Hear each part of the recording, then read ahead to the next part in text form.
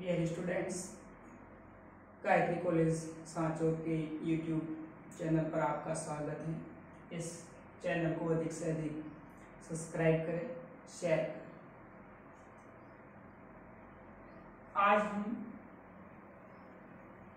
BSc part second की organic chemistry का topic Woodward Fisher's rule से कॉन्जुगेटेड इनॉन की लैम्डा मैक्स वैल्यू कैसे ज्ञात की जाती है, इस पर डिस्कस करें। इससे पहले हमने वीडियोस में कॉन्जुगेटेड जो इन होते हैं डाइईन, उनकी lambda max value Woodward Fisher's rule के द्वारा कैसे कैलकुलेट की जाती है उसके ऊपर डिस्कस किया था। कुछ एग्जाम्पल सॉल्व किए थे। आज हम वुडवर्ड फिशर्स रूल से कॉन्जुगेटेड इनॉन्स की लैम्डा मैक्स वैल्यू कैसे ज्ञात करें। तो इसके लिए जिस प्रकार से हमने कॉन्जुगेटेड इन थी उनके बेस वैल्यू के साथ में कुछ वैल्यू इंक्रीमेंट करते हुए लैम्डा मैक्स वैल्यू ज्ञात की थी, ठीक उसी प्रकार कॉन्जुगेटेड इनॉन के लिए भी हम वुडवर्ड फिशर्स रूल के द्वारा कुछ बेस वैल्यू को रखते हुए उनके साथ में इन वैल्यू का इंक्रीमेंट करते हुए finally lambda max value calculate करें। तो इसमें कुछ जो टर्म्स हैं उसको समझ लीजिए। इनॉन्स के लिए कॉन्जुगेटेड इनॉन्स असाइक्लिक और 6 मेंबर्ड साइक्लिक कीटोन की base value 250 nanometre. Conjugated enones acyclic और 6 मेंबर्ड साइक्लिक कीटोन, इसका मतलब ऐसे कंपाउंड जो अचक्रीय जिसमें कीटोनिक ग्रुप प्रेजेंट हो, for example CH3 C double bond O CH double bond CH CH। यहां पर देखिए डबल सिंगल आगे में इसमें कॉन्जुगेशन है CH डबल बॉन्ड CH। ये जो कंपाउंड है वो कैसा है? Acyclic ketonic compound. यहां से देखिए कॉन्जुगेशन है इस कार्बन से C डबल बॉन्ड और कार्बन जो कंपाउंड कीटोनिक का ग्रुप जुड़ा हुआ है, डबल सिंगल डबल। तो ये वाला जो सिस्टम्स होता है इसको असाइक्लिक इनॉन्स कहा जाता है। ये कैसा है? इसको बोलते हैं असाइक्लिक इनॉन। इसके लिए जो बेस वैल्यू होगी, इस प्रकार का अगर आपको सिस्टम दे रखा है तो इसके लिए बेस वैल्यू आधार मान रखा जाएगा, वो कितना? 250 नैनोमीटर, 215 नैनोमीटर क्या रखी जाती है। या फिर 6 membered cyclic ketone, 6 membered cyclic ketone का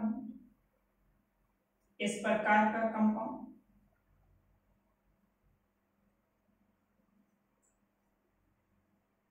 6 मेंबर्ड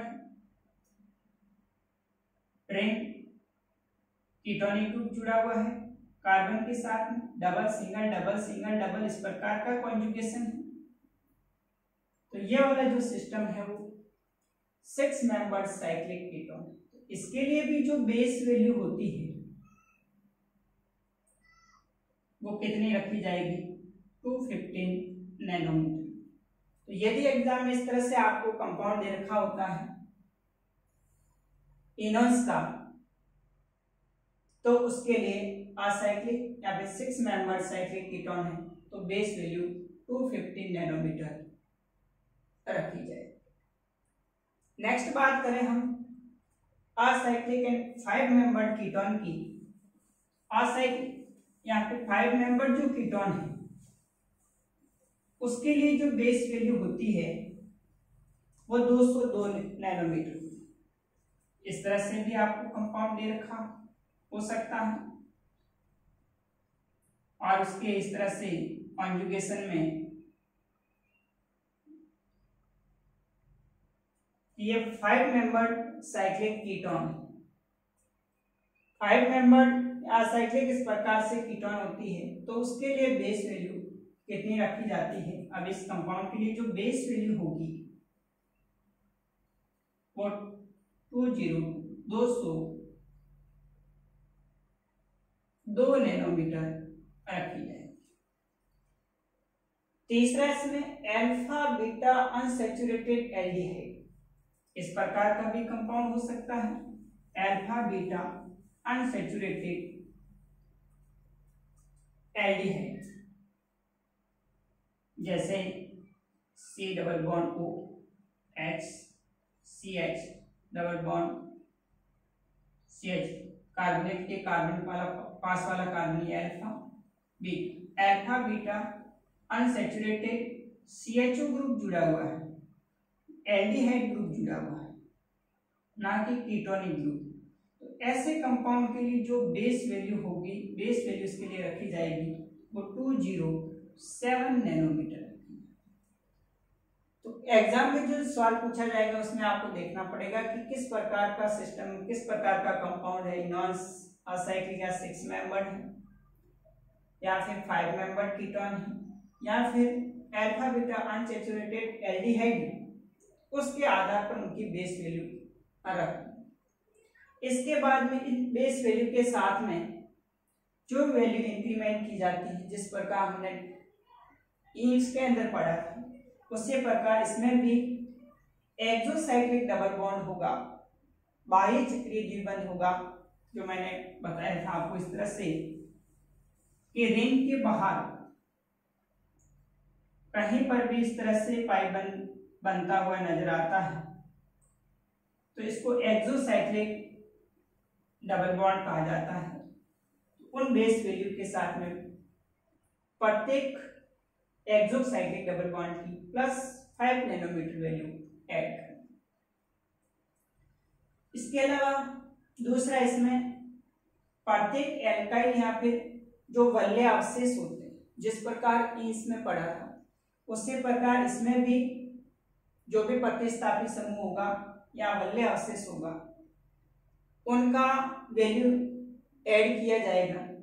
तो उस इनॉन्स में तो केवल 5 नैनोमीटर प्रत्येक सब्स्टिट्यूट ग्रुप हो या फिर वल्य अवशेष हो +5 नैनोमीटर ऐड की जाती है, लेकिन यहाँ पर हम अलग अलग स्थिति नोट करते हैं कि अल्फा स्थिति पर रिंग रेजिड्यू है, अल्फा सब्स्टिट्यूट ग्रुप जुड़ा हुआ है तो +10 नैनोमीटर ऐड करेंगे। अगर वो बीटा स्थिति पर है +12 नैनोमीटर उसके साथ ऐड करेंगे, या गामा डेल्टा इससे आगे अगर कॉन्जुगेशन में कोई सब्स्टिट्यूट ग्रुप या फिर वल्य अवशेष रिंग रेजिड्यू है तो +18 नैनोमीटर ऐड किया जाए। जैसे बात करें अपन इस प्रकार से, ये कोई 6 मेंबर्ड साइक्लिक कीटोन है और इस 6 मेंबर्ड साइक्लिक कीटोन में यदि हम बेस वैल्यू की बात करें तो इसके लिए बेस वैल्यू जो हो जाएगी 6 मेंबर्ड साइक्लिक कीटोन है तो 215 नैनोमीटर। अब इसमें अपन बात करते हैं कि अल्फा स्थिति, बीटा स्थिति, गामा और डेल्टा स्थिति एल्काइल सब्स्टिट्यूट या फिर वल्य अवशेष होते हैं, उसके क्या होते हैं। कार्बोनिल कार्बन जो होता है C डबल बॉन्ड, इस कार्बन से कॉन्जुगेशन के अंदर आगे वाला कार्बन से अल्फा कार्बन, इससे बीटा कार्बन, आगे वाला गामा, डेल्टा, इस तरह से। तो यदि इस अल्फा कार्बन पर यदि कोई सब्स्टिट्यूट ग्रुप है या फिर रिंग रेजिड्यू है तो उसके लिए +10 नैनोमीटर ऐड। जैसे अपन इस कंपाउंड की बात करें तो ये अल्फा कार्बन है और इस कार्बन पर ये एक एल्काइल ग्रुप जुड़ा हुआ है, तो इस अल्फा कार्बन पर सब्स्टिट्यूट्स ग्रुप के कारण इसका +10 नैनोमीटर बेस वैल्यू के साथ में ऐड करें। फिर आप आगे चलते हैं अपन अल्फा से ये बीटा कार्बन, इस बीटा कार्बन पर एक रिंग रेजिड्यू है वाले अवशेष से, इधर कॉन्जुगेशन नहीं हो रहा है। बीटा स्थिति पर चाहे अल्काइल ग्रुप हो या रिंग रेजिड्यू हो, वल्ले अवशेष हो, तो इसके लिए जो वैल्यू जोड़ते हैं अपन बीटा पोजीशन पर रिंग रेजिड्यू +12 नैनोमीटर, गामा पर कुछ नहीं, फिर डेल्टा पर एक वापस सब्स्टिट्यूट ग्रुप जुड़ा हुआ है गामा स्थिति पर, तो बीटा के बाद गामा डेल्टा इस तरह से आगे आते हैं, डेल्टा स्थिति पर ये सब्स्टिट्यूट ग्रुप जुड़ा हुआ है, तो उसके आगे हम +18 नैनोमीटर ऐड किया जाए। तो इस प्रकार से हम इनॉन्स में जो रिंग रेजिड्यू या एल्काइल ग्रुप होते हैं उनकी पोजीशन देखते हुए उस वैल्यू को ऐड किया जाएगा। अल्फा स्थिति पर है तो 10, बीटा स्थिति पर है तो 12, गामा या डेल्टा इस प्रकार आगे है तो +18 नैनोमीटर ऐड किया जाए। इसके बाद डबल बॉन्ड एक्सटेंशन का मतलब वही जो हमने इसमें पढ़ा था कि कॉन्जुगेशन के अंदर ये हमारा सिस्टम है और इस सिस्टम के अंदर C double bond O single bond फिर पाई बॉन्ड, इनके अलावा कॉन्जुगेशन में तीसरा चौथा इस तरह से पाई बॉन्ड प्रेजेंट है तो उसको अपन डबल बॉन्ड एक्सटेंशन कहते हैं। तो इसके लिए +30 नैनोमीटर ऐड की जाती है। तो इसके अंदर इन दो पाई बॉन्ड के अलावा ये तीसरा पाई बॉन्ड उपस्थित है, तो डबल बॉन्ड एक्सटेंशन के लिए इसमें डबल बॉन्ड एक्सटेंशन के लिए +30 नैनोमीटर वैल्यू ऐड। इसके अलावा होमोएनुलर कॉन्जुगेटेड डाइईन, एनोस में होमोएनुलर डाइईन है। इस प्रकार से अगर रिंग के अंदर 6 मेंबर्स फॉर एग्जांपल जैसे साइक्लिक कीटोन और उसके अंदर एक ही रिंग में 2 पाई बंद है, अल्फा, बीटा, गामा और डेल्टा, ये अपना कॉन्जुगेशन है।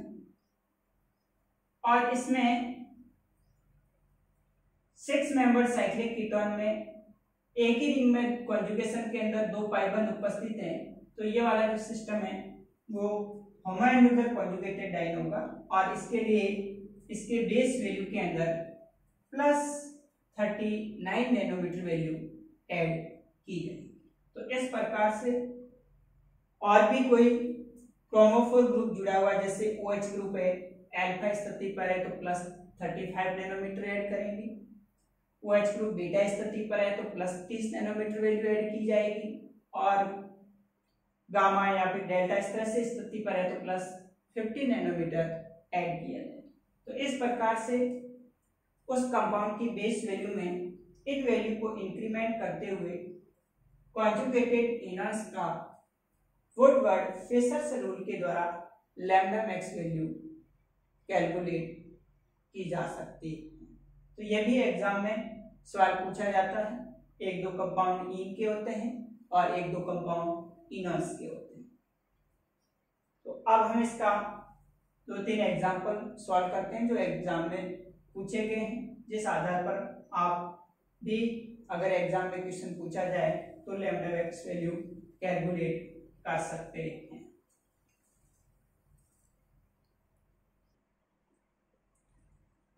तो देखिए इसमें 3 एग्जाम्पल लिखे हैं मैंने कॉन्जुगेटेड इनर्स के, जिसका लैम्डा मैक्स वैल्यू हमें कैलकुलेट करना। तो इस सिस्टम के लिए 6 मेंबर्ड साइक्लिक कीटोन है। बेस वैल्यू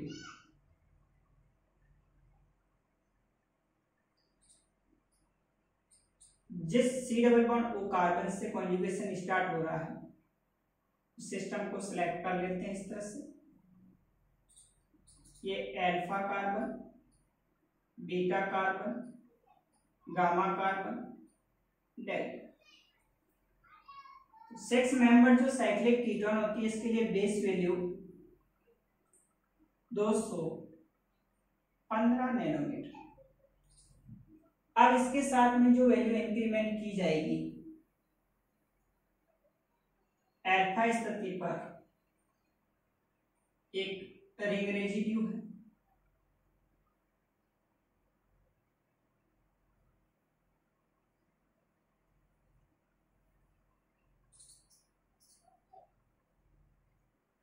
अल्फा स्थिति पर वरीय अवशेष है तो इसके साथ में प्लस 10 नैनोमीटर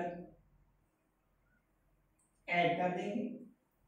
बीटा पर कुछ नहीं, गामा पर भी कुछ नहीं है, डेल्टा पर एक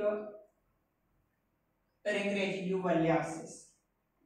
डेल्टा स्थिति पर एक रिंग रेजिड्यू, अल्फा पर वैल्यू 10, बीटा पर 12, गामा पर 18, डेल्टा पर आगे जो वैल्यू आएगी उसका plus 18 nanometre add.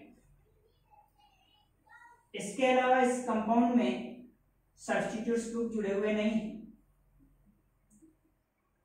Exocyclic double bond की बात करें तो इस रिंग के लिए कोई एक्सोसाइक्लिक डबल बॉन्ड नहीं है, लेकिन इस रिंग के लिए ये वाला जो पाई बॉन्ड है वो एक्सोसाइक्लिक डबल बॉन्ड के रूप में कार्य करता है। एक इसके अंदर exocyclic double bond, exocyclic double bond के लिए जो वैल्यू है वो प्लस 5 नैनोमीटर। नेक्स्ट इसमें दो पाई बॉन्ड के बाद तीसरा पाई बॉन्ड कॉन्जुगेशन में प्रेजेंट है, डबल बॉन्ड एक्सटेंशन हो रहा है। सी डबल बॉन्ड इस कार्बन से कॉन्जुगेशन स्टार्ट हो रहा है, डबल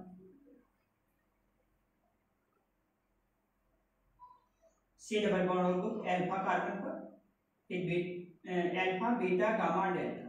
कॉन्जुगेशन में इस पाई बॉन्ड के बाद, इस पाई बॉन्ड के बाद ये तीसरा पाई बॉन्ड प्रेजेंट है तो डबल बॉन्ड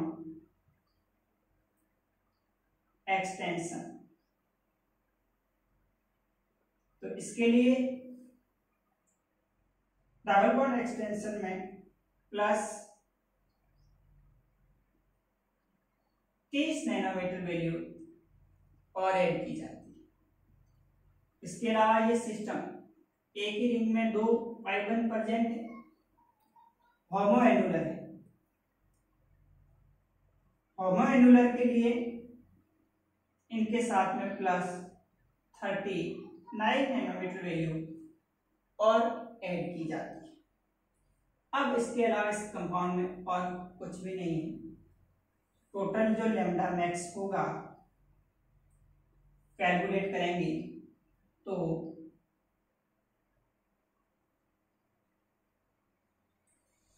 इसका मान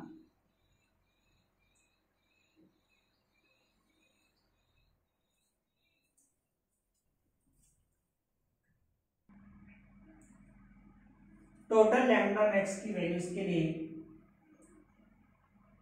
370 नैनोमीटर प्राप्त होगी, 317 nanometre.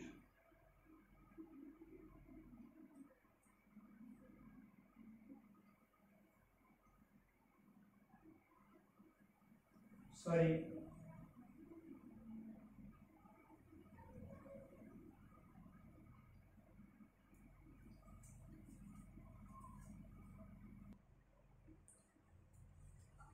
Total lambda max 370 nanometre प्राप्त। तो इस प्रकार से हम बेस वैल्यू के साथ अलग अलग अल्फा स्थिति पर, गामा स्थिति पर, exocyclic diene, double bond double bond extension, homoannular, ये सारी वैल्यू ऐड करते हुए टोटल लैम्डा मैक्स वैल्यू ज्ञात कर सकते हैं।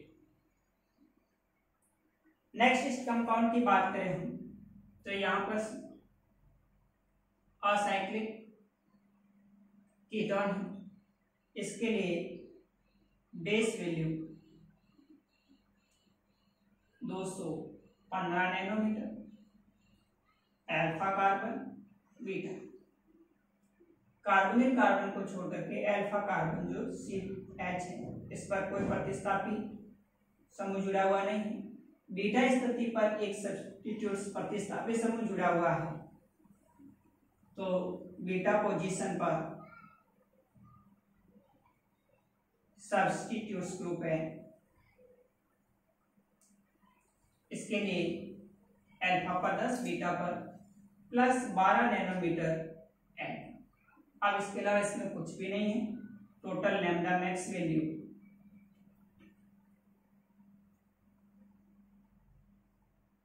227 नैनोमीटर प्राप्त होती है। तीसरे कंपाउंड की बात करें तो यहां पर अपना ये 6 मेंबर साइक्लिक कीटोन है, बेस वैल्यू 215 नैनोमीटर। अब इसके साथ अल्फा, बीटा, गामा और डेल्टा। बीटा स्थिति पर एक रिंग रेजिड्यू है बाल्यावशेष, तो इसके साथ में प्लस 12 नैनोमीटर ऐड कर देंगे। गामा पर कुछ नहीं है, डेल्टा पर एक रिंग रेजिड्यू है, तो इसके साथ में प्लस 18 नैनोमीटर और ऐड कर देंगे। और इसमें 2 पाई1 के बाद तीसरा पाई1 भी उपस्थित है, तो डबल बॉन्ड एक्सटेंशन भी हो रहा है।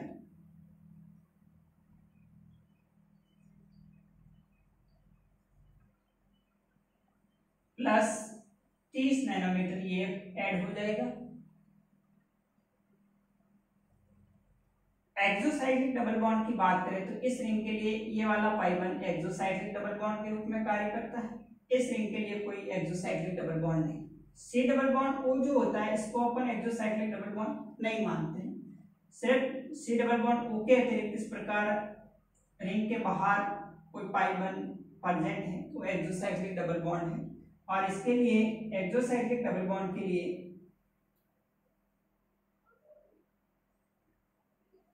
जो वैल्यू ऐड की जाएगी वो प्लस 5 नैनोमीटर ऐड। होमोएनुलर नहीं है, अतः इसका टोटल जो लैम्डा मैक्स होगा वो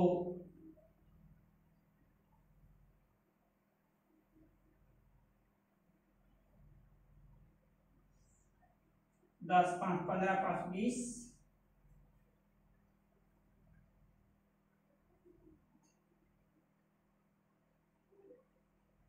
280 नैनोमीटर होता है। टोटल लैम्डा मैक्स की वैल्यू इस कंपाउंड के लिए 280 नैनोमीटर प्राप्त होती है। इस तरह से हम इनॉन्स के लिए भी लैम्डा मैक्स वैल्यू कैलकुलेट कर सकते हैं।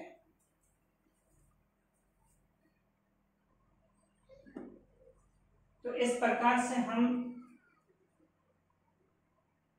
वुडवर्ड फिशर्स रूल के द्वारा कॉन्जुगेटेड इन और इनॉन्स के लैम्डा मैक्स वैल्यू ज्ञात करते हैं।